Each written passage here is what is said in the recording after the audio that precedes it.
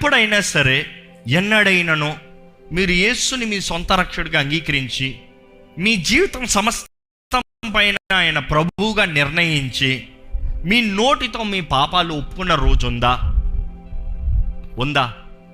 Analyse your self. Have you ever declared Jesus Christ is lord? Have you ever declared Jesus Christ holds all authority over your life? ప్రకటించాలి, నిర్ణయించాలంట. నిర్ణయిస్తే ఎంతో ముఖ్యం, నిర్ణయించకపోతే చాలా danger. ఈ ఉదాహరణ చాలాసార్లు చెప్పాను కానీ మరలా చెప్తున్నాను. ఎక్కడ ఒక ఇద్దరు వెంటనే రండి నా దగ్గరికి. నిర్ణయించేటప్పుడు ఎలా ఉంటుందంటే, ఇది ఒక విలువైంది అనుకోదాం, రండి తొందర రండి. వీరిద్దరు ఉన్నారు, నా విలువైన జీవితం తీసుకొచ్చి ఇక్కడ పెడుతున్నా, పెట్టి విలువైన జీవితం, దేవుడు సైతాండు, డోంట్ మైండ్ ప్లీజ్, ఓకే, విలువైనది, అతి విలువైనది. ఎందుకు ఈ మాట మరలా చెప్తానంటే, ఈ లోకంలో అతి విలువైనది ఒక ఆత్మ. ఈ లోకంలో ఉన్న ధనము, బంగారము, ఆస్తిపాస్తులు అన్నీ ఒక వైపు వేస్తే, ఒక ఆత్మ ఒక వైపు వేస్తే, దేవుని వాక్యం తెలియజేస్తుంది ఏంటి తెలుసా? ఆత్మే విలువైనది. The most valuable is life. ఈ విలువైన ఆత్మని ఇక్కడ పెట్టి నేను ఇటు వెళ్ళా. ఆయన డీసెంట్, ఆహ్వానిస్తనే కానీ అడుగుతనే కానీ ఎడిఫైడ్, ఎడ్యుకేటెడ్, డీసెంట్ వాళ్ళు చూడండి, డీసెంట్గా బిహేవ్ చేస్తారు. 10 మంది చూస్తారు, డీసెంట్గా బిహేవ్ చేస్తారు, అంతే కదా. ఆయన అలాంటి మనస్సు. ఈయనేంటి? దోచుకున్నాడు. అతి విలువైంది ప్రపంచంలోనే అక్కడ పెట్టా. ఏం చేస్తాడు ఈయన? దోచుకున్నాడు. ఈయన తీసుకున్నాడు, చేతిలో పెట్టుకున్నాడు.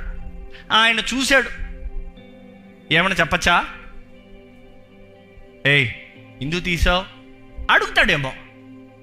అక్కడ ఉంది, తీసుకున్నా, ఏయ్ తిరిగి పెట్టే.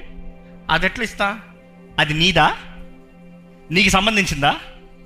నీకేం బాధ? నీది కాదు కదా. అక్కడ ఉంది, ఆయన కేర్లెస్గా అక్కడ పెట్టిపోయాడు, నేను తీసుకున్నా, ఇది నాది. ఏమన్నా దబాయించగలరా?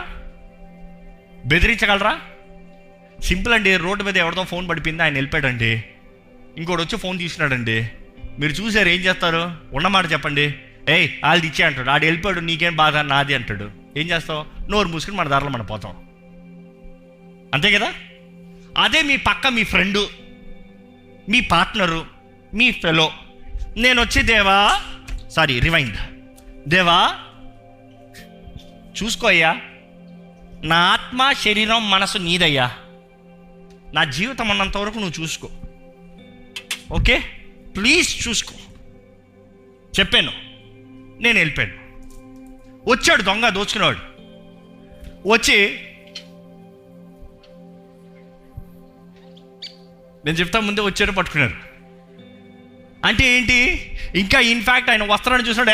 ఏయ్ అగో మా ఊడిది, అది నాదది, అవసరమైతే నాది అంటాం, అవునా కదా? నాదది, చూడు ఫోన్ నెంబర్ చూడు, ఫోన్ నెంబర్ నేను కొట్టి చూపిస్తాను చూడు, కావాలంటే నాదది, పెట్టి అక్కడ పెట్టా, ఇవ్వాల్సిందే కదా. స్నేహితుడు అంతా, ఫ్రెండ్ ఉన్నదా, సెల్ఫీలో ఉండవా? చూడు ఫోటో చూడా, నాది. యేసు ప్రభు కూడా ఆయన చేతుల్లోకి సమర్పించింది ఏదైనా సరే, ఒప్పుకున్నది ఏదైనా సరే, ఈయన కూడా ఎక్కువ మాట్లాడలేడు, ఎందుకంటే ఒప్పుకుంటున్నాం కదా. దేవా అనేటప్పుడు చూస్తున్నాడు. దేవాన్ని చూసిన తర్వాత ఇంకేం చేస్తాడు? ఆయన చెప్తే అవును కదా, చెప్పాడు కదా, మన దారిలో పోదాంలే. Thank you. So confessing with your mouth is very important. Yesu ప్రభు మీకు కలిగిన సమస్తం పైన అధికారి అని చెప్పాలి. ఆ అపవాదికి మన హృదయంలో ఉన్న తలంపులు తెలియదండి. దేవుడికి మాత్రమే మన హృదయంలో ఉన్న తలంపులు తెలుసు. ఈరోజు చాలామంది నేను హృదయంలో ఒప్పుకున్నాను అంటున్నారు, అపవాదికి తెలియదే. నోటితో ఒప్పుకోవాలి.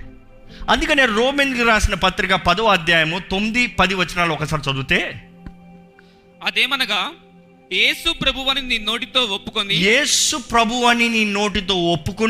దేవుడు మృతులలో నుండి ఆయనను లేపని నీ హృదయమందు విశ్వసించిన యెడల, it is believing and confessing, నీవు